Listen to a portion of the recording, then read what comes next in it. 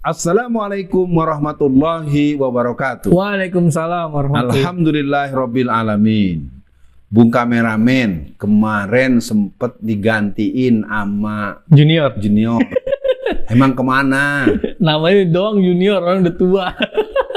Kemana tuh? Iya Bung Alfian, ada urusan keluarga. Baik. Lanjut. Baik Bung Alfian, ini ada berita dari kompas.com. 1 September 2022. Wah, ini menjelang September kenapa banyak hal-hal aneh Bung Alfian?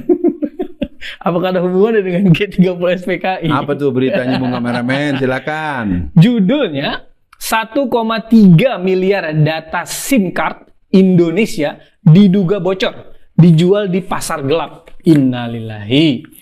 Kabar kebocoran data penduduk Indonesia di forum pasar gelap kembali muncul. Kali ini, miliaran data pendaftar kartu SIM yang diklaim didapatkan dari Kementerian Komunikasi dan Informatika diduga bocor dan dijual ke pasar gelap. Nah ini gimana, Bung Alfian? Kita Baik, bismillahirrahmanirrahim. Saya ingin memberikan acung jempol untuk Bung kameramen. Kenapa bisa ngasih berita yang begini? Ini yang harus ditanya, ini bukan Ustadz Alfian Tanjung nih, Menko Info. Waduh, itu yang harus jawab tuh. Seorang yang berkumis itu, yang berkumis dari Partai Nasdem itu jawab itu, karena Anda sebagai Menko Info tuh ada berita 1,3 miliar SIM card bersebar di pasar gelap. datanya ya? Iya, datanya. Nah, ini arti kan perlu dipertimbangkan akan kemungkinan ada hal-hal hil-hil yang kemudian menjadi sesuatu yang sangat merugikan perorangan, merugikan negara kita, bahkan mungkin membahayakan nyawa seseorang, atau orang tersebut akan terkena jerat hukum, karena kan bahan-bahan ini kan bisa menjadi sangat liar dan bisa dimultitafsir dan multifungsi untuk dalam artian-artian yang ya beragam. Saya pikir ini respon awal saya, ini bukan masalah sederhana. Menko Info harus segera merespon apakah berita yang disampaikan oleh sumber berita ini hoax. Kan begitu selalu kan. Kalau ada berita-berita yang agak miring, agak berat, agak apa, selalu dijawab dengan sedemikian rupa. Benar tuh Bung Alfian, saya tertarik dengan kalimat Bung Alfian, Menko Info ya, Kominfo lah ya. Nah, kalau kita lihat Bung Alfian di Google, saya nggak tahu ya tugasnya Kominfo itu apa, tapi yang saya lihat tugas mereka adalah menghoaks-hoakskan berita yang mungkin bisa jadi berita tersebut belum tentu hoaks. Nah, Bung Alfian, ada yang menarik. Jadi netizen itu ada yang berkomentar begini Bung Alfian. Namanya Teguh Aprianto, ini dari Twitter. Tahun 2018, Kominfo memaksa kita untuk melakukan registrasi nomor HP menggunakan NIK dan KK. Dijanjikan akan terbebas dari spam. Terbebas dari spam tak didapat. Kini data registrasi nomor HP provider tanggal registrasi sebanyak 1,3 miliar bocor dan dijual. Nah ini Bung Alfian, dulu kita dipaksa dan Bung Alfian menyarankan Menko Info yang harus bertanggung jawab. Dan kok saya sebagai masyarakat Indonesia tidak optimis ya Kominfo ini akan bertanggung jawab, Bung Alfian? Kita memang tidak akan pernah bisa meminta pertanggungjawaban kepada rezim ini. Secara total rezim ini rezim yang sangat tidak bertanggung jawab. Misalnya kasus pendidikan, dengan musim COVID mereka enak saja begitu dan tidak ada solusinya kecuali hanya menambah waktu libur, meminta belajar. Apalagi Kementerian Agama, bagaimana haji? Arti gini, Bung kameramen, kebocoran atau terjadinya proses katakanlah tadi apa tuh di pasar gelap dan segala macam, itu tetap sebuah hal yang fatal dan membahayakan baik pribadi maupun perorangan maupun kelompok orang maupun negara kita. Itu satu.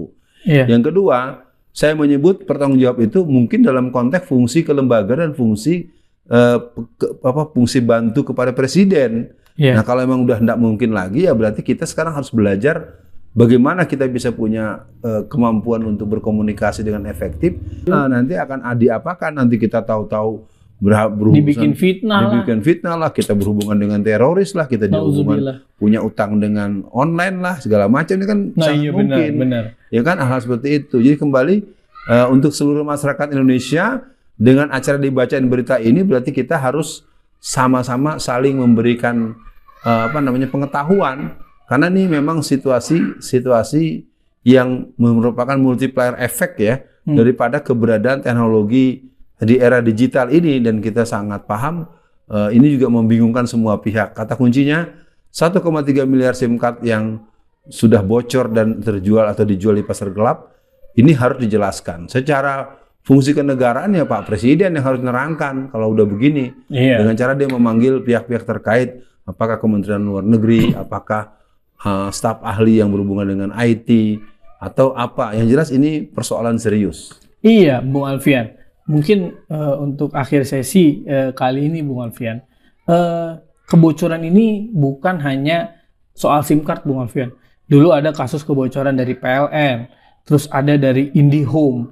Nah, kebocoran-kebocoran ini berlalu seperti tidak ada solusi, seperti tidak ada tanggung jawab. Nah ini Bung Alfian, gimana ya, kita ini tinggal di Indonesia dipaksa untuk taat, bahkan ada beberapa orang yang merasa paling sunnah, dia ngerasa kita harus taat pada ulil amri, padahal dia nggak percaya demokrasi. Nah, di sisi itu Bung Alfian, sampai kapan kita harus taat kepada orang atau kepada pemerintahan yang sebetulnya tidak melindungi kita, Bung Alfian? Dengan bocor artinya kan dia tidak menjaga dengan baik, Bung Alfian. Sebagai respon terakhir, kita masih ingat ya kasus adanya seorang menteri segala menteri ya, yang jabatan terakhir itu total dia punya jabatan kalau tidak salah jabatan, pokoknya bertambah terus. Dia kan pernah menyebut mempunyai 100 juta data bla bla bla bla kan gitu kan. Yang dikejar oleh orang buktikan. Ini harus diingat. Ini mungkin salah satu hal yang harus dikoneksikan dengan bocornya atau dengan hilangnya 1,3 miliar itu kan begitu. Betul. Jadi artinya ini merupakan PR untuk presiden yang akan datang. Tapi itu sebenarnya yang dimiliki justru oleh Cina justru. Cina kan nggak punya, nggak pegang Google. Dia nggak punya YouTube. Nggak boleh masyarakat. Kalaupun ada, setelah mereka menggunakan Baidu atau menggunakan produk-produk buatan mereka teknologi Cina, dan setelah mereka sudah mencapai di atas 80% fungsi-fungsi penggunaan secara domestik mereka, baru diperbolehkan yang lain. Jadi fungsinya tidak akan memberikan pengaruh yang signifikan. Betul. Nah, jadi artinya dengan adanya situasi ini, kita masyarakat Indonesia mari optimis untuk tidak berharap kepada orang-orang yang sekarang ada untuk mengurus negeri ini lagi. Selamat jalan, selamat pulang ke rumah atau pulang ke neraka. Itu nanti urusan Anda dengan Allah.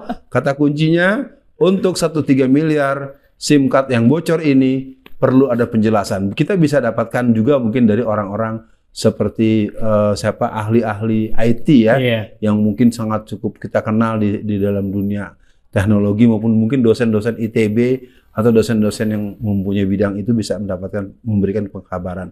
Demikianlah pemirsa sekalian, 1,3 miliar SIM card kita, data SIM card kita yang sudah dicuri atau diambil atau jebol, ini harus jadi catatan akan ada kejadian-kejadian lain, dan kita harus berhubungan atau segera menghubungkan dengan hal ini sehingga kepada pihak aparat tidak serta-merta langsung bersikap secara represif. Di tangan siapa? Betul. Ya, itu mungkin jadi perhatian. Sekian dan demikian. Assalamualaikum warahmatullahi wabarakatuh.